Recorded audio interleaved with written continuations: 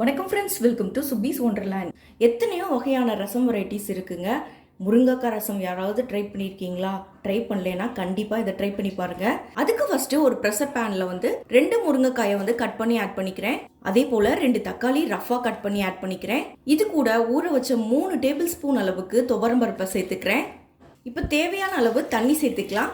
இது கூட கொஞ்சமா மஞ்சத்தூள் சேர்த்துக்கிறேன். இப்போ ஒரு 5 to 6 விசில் வரைக்கும் இதை நல்லா வேக வச்சு எடுத்துட்டு வந்துக்கலாம். இப்போ ஒரு மிக்ஸி ஜார்ல 5 to 6 பல் பூண்டு சேர்த்திருக்கேன். ஒரு நீல வரமிளகாய் ஒன்று ஆட் பண்ணிக்கிறேன். ஒரு ஸ்பூன் அளவுக்கு சீரகம் சேர்த்துக்கிறேன். அரை ஸ்பூன் அளவுக்கு மிளகு சேர்த்துக்கிறேன். அரை ஸ்பூன் அளவுக்கு மல்லி ஆட் பண்ணிக்கிறேன்.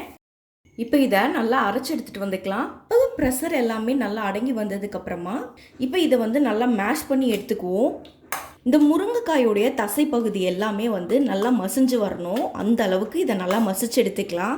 இந்த முருங்கைக்காய் நல்லா பிரிஞ்சு வந்தாலும் நமக்கு பிரச்சனை இல்லைங்க. நம்ம இதை ஃபில்டர் பண்ணி தான் எடுக்க போகிறோம். அதனால எந்த அளவுக்கு நம்மளால நல்லா மேஷ் பண்ண முடியுமோ அந்த அளவுக்கு நல்லா கடைஞ்சி எடுத்துக்குவோம். இப்போ நம்ம மசிச்சு வச்சுருந்த எல்லாத்தையும் நல்லா ஃபில்டர் பண்ணி எடுத்துக்குவோம். இப்போ இதை நல்லா ஃபில்டர் பண்ணி எடுத்தாச்சு. இப்போ ஒரு பேனில் ஒரு ஸ்பூன் அளவுக்கு எண்ணெய் சேர்த்துருக்கேன். இப்போ இதில் கடுகு உளுந்து கொஞ்சம் ஆட் பண்ணிக்கிறேன். இப்போ ஒரு வரமிளகாவை 2-3 கிள்ளி இதில் சேர்த்துக்கிறேன். கொஞ்சம் கருவேப்பிலை சேர்த்துக்கிறேன். இதுலேயே கொஞ்சம் பெருங்காயமும் சேர்த்துக்கிறேன். இப்போ நம்ம மசிச்சு வச்சுருந்த அந்த தண்ணி இதில் ஆட் பண்ணிக்கிறேன். இப்போ இது கூடயே 1 கப் அளவுக்கு புளி தண்ணி ஆட் பண்ணிக்கிறேன். இப்போ பூண்டு மிளகு சீரகம் எல்லாமே அரைச்சி வச்சுருந்தோம் பார்த்தீங்களா, அதையும் இதில் ஆட் பண்ணிக்கிறேன்.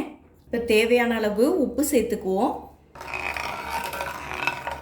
பாருங்க, லைட்டாக கொதிச்சு வருது. இந்த சமயத்திலே நம்ம ஃப்ளேம் ஆஃப் பண்ணிக்கலாம். இப்போ ஒரு கைப்பிடி நிறையா கொத்தமல்லி கட் பண்ணி இதில் சேர்த்துக்கிறேன். அவ்வளோதாங்க, நமக்கு ரொம்பவே டேஸ்டியான முருங்கைக்காய் ரசம் சூப்பராக ரெடி ஆயிடுச்சு. கண்டிப்பாக நீங்களும் இந்த ரெசிபியை ட்ரை பண்ணி பார்த்துட்டு உங்கள் கருத்துக்களை மறக்காமல் கமெண்ட் பாக்ஸில் தெரிவிங்க ஃப்ரெண்ட்ஸ். மீண்டும் இன்னொரு நல்ல ரெசிபியோடு உங்களை மீட் பண்ணுறேன். அதுவரை உங்களிடமிருந்து விடைபெறுவது சுபீஸ் ஒண்டர்லேண்ட். தேங்க்யூ.